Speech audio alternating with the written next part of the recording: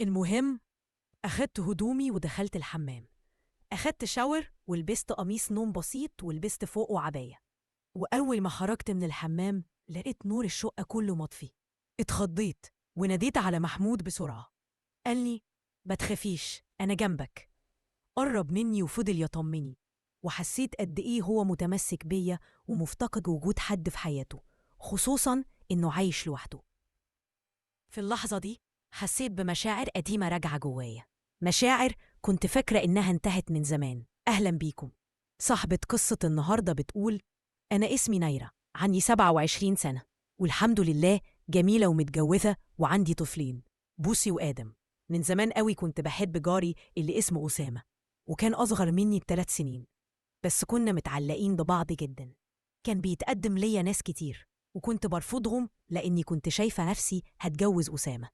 هو كمان اتقدم ليا أكتر من مرة، بس أهلي رفضوه علشان ظروفه المادية.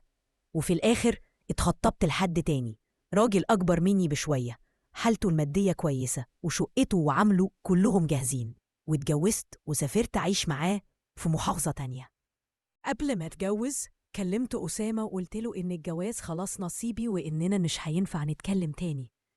سمعت صوته وهو بيحاول يمسك نفسه وحسيت إني بيعيط، بس اعتبرتها صفحة واتقفلت. عدت الأيام وبدأت أشوف عيوب بوزي، مدخن جدا، بخيل، ومفيش بينا تفاهم، وبقى بيقعد على القهوة للساعة 2 بالليل وأنا قاعدة لوحدي في محافظة غير محافظتي وأهلي بعيد. بعد فترة ظهر محمود تاني اللي كان أسامة سابقا، لكن بحساب جديد. لقيته باعت طلب صداقة، ولما دخلت عرفت إنه هو. اطمنت عليه واتكلمنا، حكيت له عن تعاستي وهو حكالي قد إيه حياته وحشة بعد وفاة أهله. مشاعري القديمة بدأت ترجع، وكنت بستنى الوقت اللي جوزي ينزل فيه علشان أكلمه. بدأ يطلب مني اهتمام، يطلب يسمع صوتي، يطلب إني أتعامل معاه كأنه جوزي.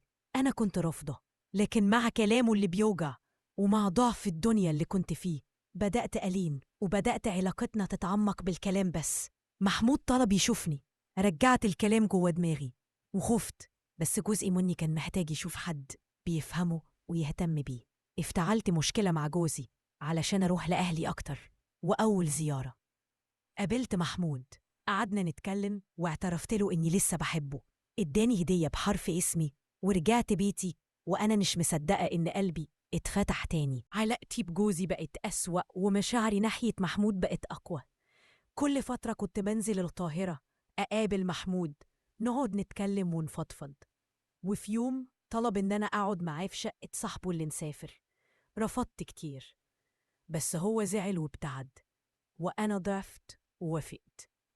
كانت الليلة دي نقطة تغيير كبيرة، مش تفاصيل، لكن اللي حصل فيها خلاني أتعلق بيه أكتر، وحسيته بيعاملني بإحساس افتقدته.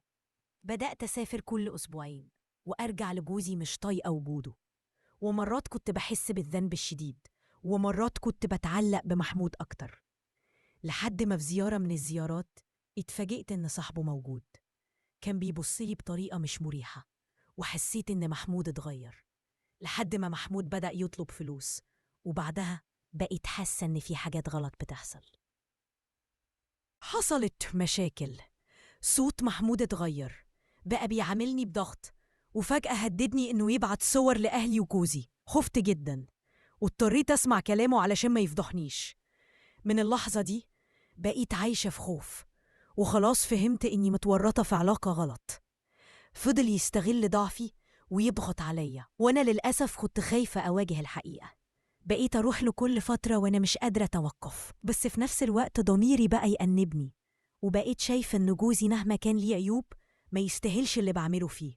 وفي الآخر كتبت قصتي دي علشان أقول لنفسي لأي واحدة بتمر بحاجة شبه كده: الخيانة بتبدأ من كلمة، والضعف بيكبر، ولما نسيب مشاعرنا تقودنا ممكن نخسر كل حاجة. ودي كانت حكايتي. قولولنا رأيكم في التعليقات. لو تحب